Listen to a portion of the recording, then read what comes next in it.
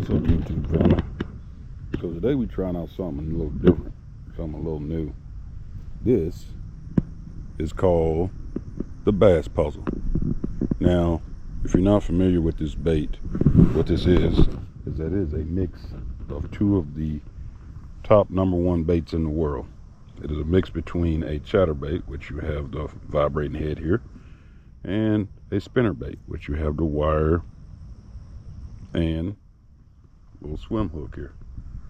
So I'm trying this out today. It was something I saw on Tackle Warehouse, and I decided to get because it seemed just really cool. It's new, it's something different. So we're gonna be trying this out today. So wish me luck. Hopefully I can catch some fish on it. So with this bass puzzle, aka side piece, or however you want to call it, because there is another one that's out made by a different brand. It is called the side piece. Fellow YouTuber Bass Geek was talking about it on his latest video. They pretty much are the same, made the same way, but it's very innovative. So basically it's let's say it's a spinnerbait, but it has a little tab on the top of it that causes it to vibrate, like basically like a chatterbait. And when you steady retrieve it, it vibrates and it just wobbles side to side. So you'd fish it the same way you'd fish a chatterbait, theoretically, but you can throw in pauses, pops, things of that nature. Pretty much comes through anything, goes over all kinds of stuff. Don't know if y'all can see that. Look at that swimming action on this thing. Swims perfect. I'm using the 6 Sense little swimmer in 4K shad. You can use a paddle tail if you want to. I did try a paddle tail on it. I didn't like the way it moved, but you can do that if you want to. Heard something behind me, so let's see if we can get us a fish with this thing. And I have another bait I'm going to be trying, which is the 6 Sense option. One of Ben Milligan's newest baits he brought out. I won't be negative, I guess, in a sense of the word, because I like 6 Sense baits.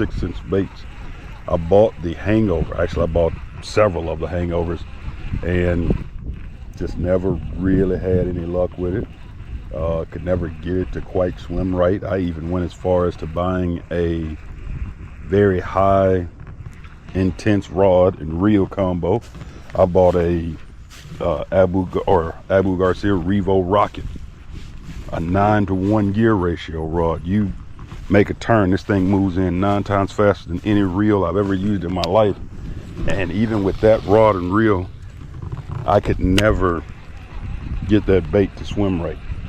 I don't know why. It just never did swim the way it was supposed to swim. It would always blow out or come back to the top. I even put nail weights in it to try to counteract the weight balance on it and everything. So I'm really hoping that this new option, which is sort of like the mag draft, basically, hopefully it is a lot better. I had thrown it a couple times yesterday once I got it to try it out, see how I like it. It swims pretty nice, so we're gonna try that out today too. So y'all stay tuned. We're gonna try to get ourselves some fish. This water in this pond is down so bad that I'm able to walk theoretically in the pond.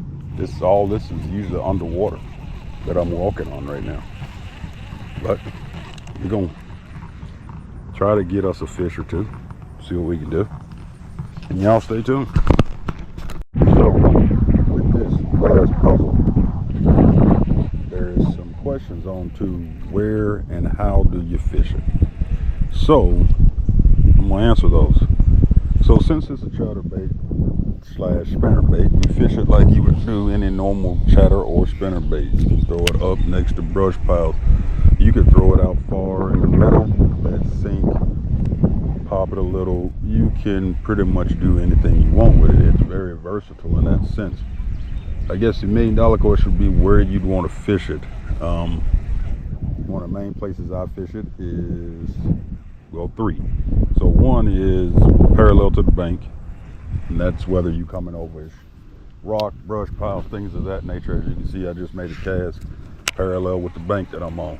There's rocks down there, there's brick, there's, you know, little hiding spots, cubbies, all kinds of good things. Another place you want to fish it is anywhere there's grass or laid out like trees and stuff like that in the up next to the bank, or even if it's not up next to the bank, you want to do it somewhere close to the bank. The last and most important spot you want to fish it at is going to be out in the middle. Now, when you throw it out in the middle, you throw it out there. As you see, I just made that cast. I let it sit for a second, let it drop down. Now, with this water moving and wind blowing, it's actually moving that bait for me automatically. I don't really have to really move it much. So one of the things I do is I just do a pull, maybe a little twitch in between, and reel up my slide.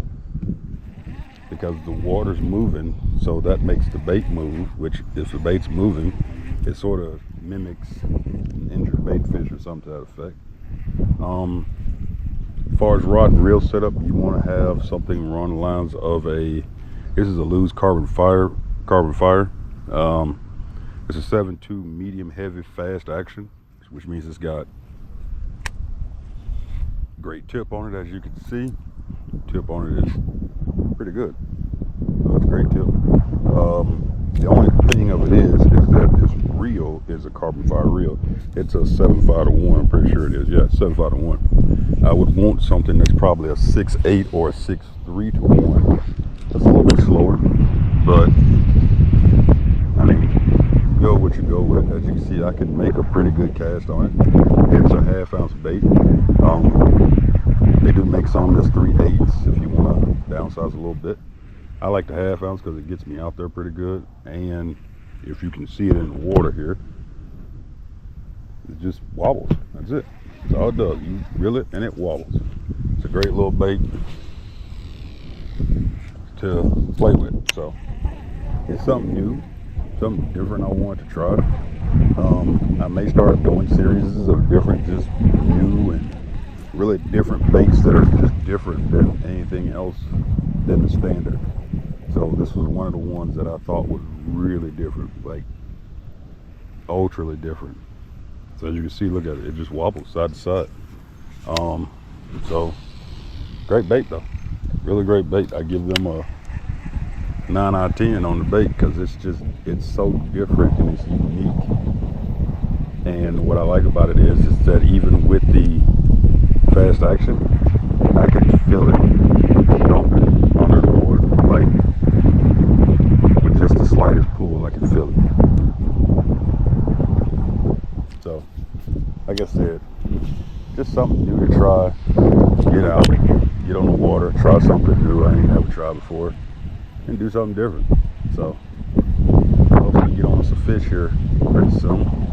I done caught one on my go-to bait of all times, as always. If anybody knows me, they know it's that blade bait. I've already caught one here on that today so far, a little pound and a half. So, got the skunk off. Now it's just time just to get some extras for the day. So, we're gonna keep fishing, see what we can get. And here soon I'm gonna show you about this other bait I'm gonna be throwing today, which is the option. I got it in gizzard shad color. And so we're gonna throw it out here, see if there's a big bass somewhere that wants a big gizzard shad. The option comes in the 5-inch and it comes in the 7. Now, the 7 is monstrous. So if you got some huge bass where you fish, then by all means I say get the 7. I got the 5. I do got some huge bass where I fish a lot of times, but you know, but this is it. This is the option. Paid about 6 cents, and as you can see, it looks like just a regular little bitty old shad. It's it's pre-weighted, it's pre-hooked. The way I did mine is I hooked mine on the belly, on the back fin. Tail moves. When you throw it out there, it moves. That baby moves in that water. I got it on sort of a heavier rod. This is a 7/6 gauge. For that reason, because I figure anything that's gonna bite this is gonna be decent size. But it's a 5-inch swim bait. It looks just like a little gizzard shad. That's just swimming along.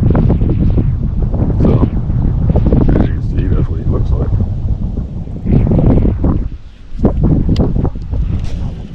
So, that's how he fishes. And as you see, when he in that water, he makes a thump when he gets you to it. And sometimes I pull it just for fun, just to see what happens when I pull it. But can't wait to get something on him too. So that's the other one I'm fishing with today. You know, then I got my couple just normal standards. Shaky head worm. My blade bait, as always, I never go fishing without it. I don't care what I'm doing. I'm always gonna throw that blade at some point. Chatterbait, crankbait, medium diving one, and shaky head worm. So yeah, those are the 6 baits of choice today. We're gonna keep fishing, see if we can get us some fish. See what happens.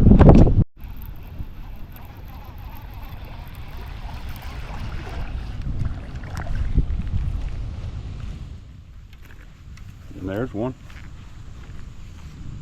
So we got the skunk off us.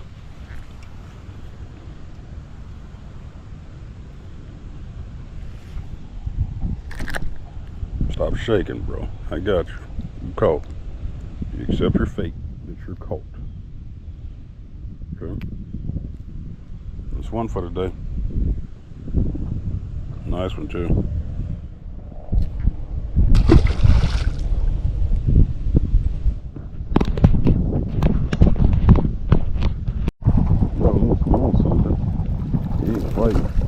Well, he was. Yeah, I do got one.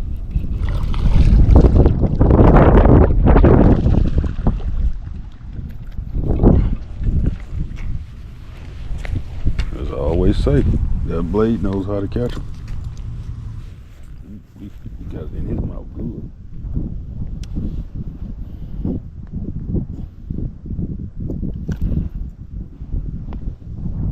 How we come out with it.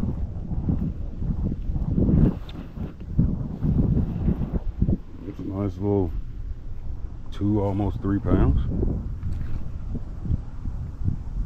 Good dude.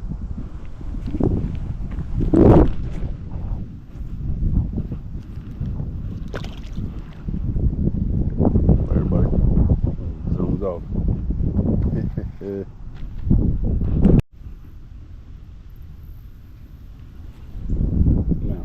Say this enough, but I'll say this more every time. These are the ones you got to be careful with. If they get hooked and they shake with their hook, they will most likely hook you. So you never want to get hooked by them, but that's number 3. Little dude. And off he goes. They roll around the backside.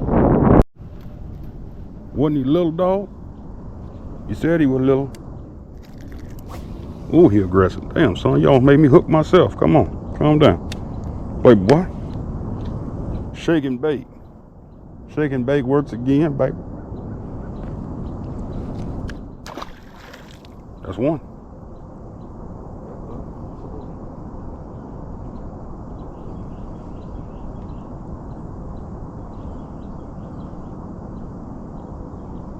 I'll take one. Yeah, we're on the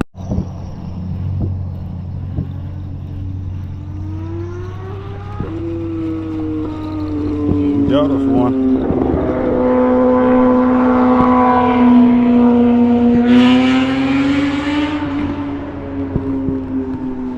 Billy. Little small one. But we used to take him because he came in.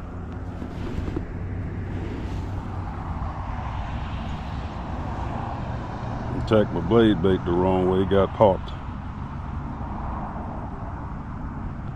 Oh, you got good. He got you good, buddy.